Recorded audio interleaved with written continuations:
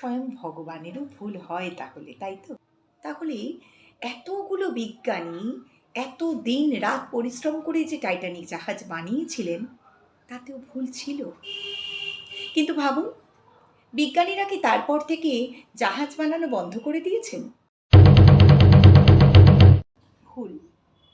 এই ভুল আমরা প্রত্যেকেই করি, তাই না?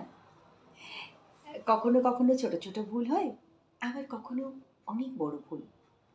ছোট ভুলগুলোকে হয়তো আমরা খুব সহজে ক্ষমা করে নিতেও পারি, কিন্তু কেরিয়ারের ক্ষেত্রে, সম্পর্কের ক্ষেত্রে এমন অনেক ভুল আমরা করে ফেলি যেগুলোকে আমরা নিজেরাই ক্ষমা করতে পারি না। আমরা ধরেই নিই যে এরপরে আমাদের চলার সমস্ত পথ বন্ধ, আমরা আর এগোতে পারবো না।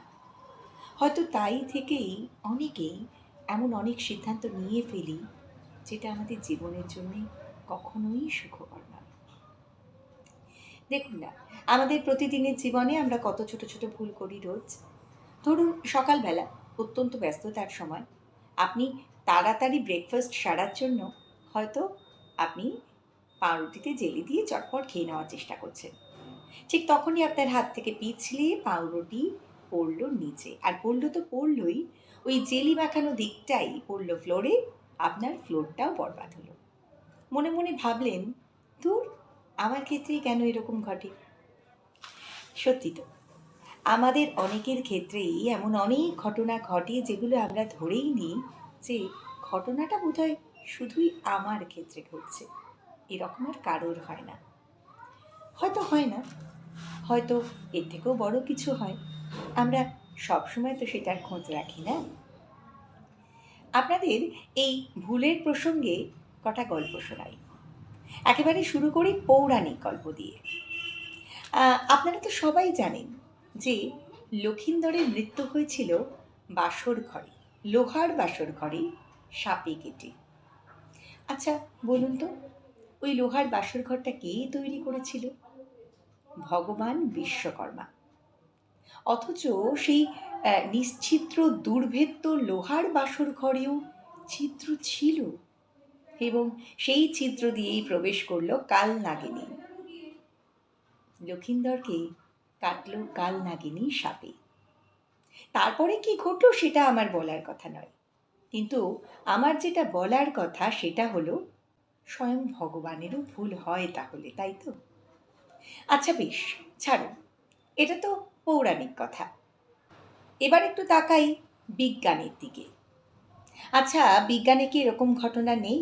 মানে আজকের যুগে, আধুনিক যুগে যদি একেবারে বৈজ্ঞানিকভাবেই সব কিছু বিচার করি, তাহলেও কিন্তু এমন অনেক ঘটনা আমাদের জীবনে ঘটে যেগুলোতে প্রচুর ভুল থাকে।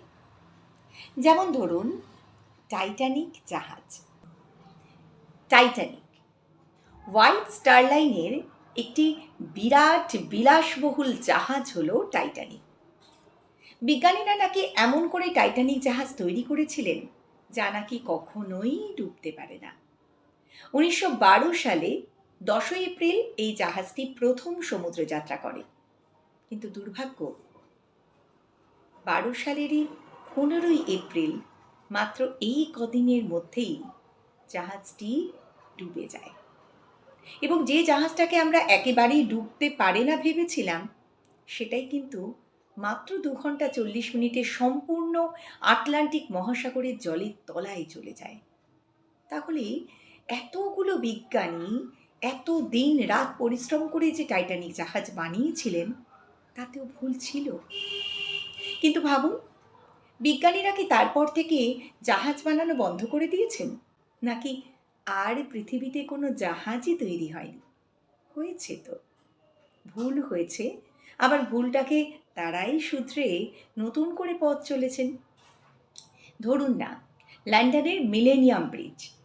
এই ব্রিজটা হয়তো পৃথিবীর সবথেকে আকর্ষণীয় ব্রিজ হতে পারত, কিন্তু এই ব্রিজটা ওপেনিংয়ের মাত্র 2 দিনের মধ্যেই তার কারিগরি ত্রুটির কারণে পুরো ব্রিজটি বন্ধ করে দিতে হয়।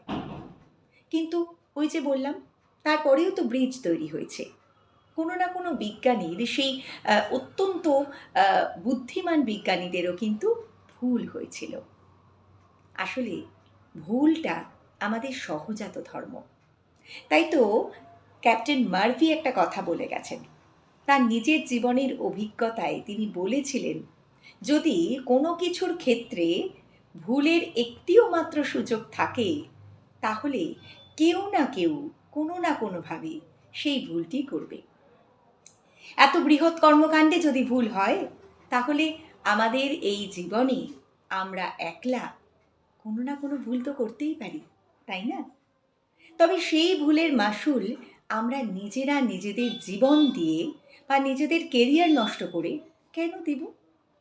হতে পারে জীবনে আপনি ভুল মানুষকে পছন্দ করলেন, হতে পারে আপনি ভুল কেরিয়ার বেছে নিলেন। তার মানে আপনার জীবনেও কিন্তু যদি পরিকল্পনায় প্ল্যান এ থাকে, প্ল্যান বিও আছে। তাই একটি প্ল্যান যদি আপনার পরিকল্পনা মতো না চলে, তাহলে দ্বিতীয়টি একটু চেষ্টা করে দেখুন। বোধহয় পথ পুরোটাই বন্ধ নয়। শুরু করেছিলাম জেলির কথা বলে, পাউরুটিতে জেলি মাখানো। এখানেও কিন্তু একটা বিজ্ঞান আছে, যেটাকে আমরা খুব সহজে ধরে নিই কাকতালীয় কিছু, যেটা একমাত্র আমার সঙ্গেই ঘটে। প্রচণ্ড বৃষ্টি, প্রত্যেক দিন ছাতা নিয়ে বেরোই, সেদিনই নিলাম না। কেন নিলাম না? আসলে আমারই দুর্ভাগ্য। কিংবা সব সময় ব্যাগে আপনার চশমাটি থাকে, ব্যাংকে চেক সই করবেন, গিয়ে দেখলেন সেদিনই ভুলে গেছেন। আপনার সঙ্গেই ঘটে কি? না, এগুলোর পিছনেও রয়েছে কিন্তু বিজ্ঞান।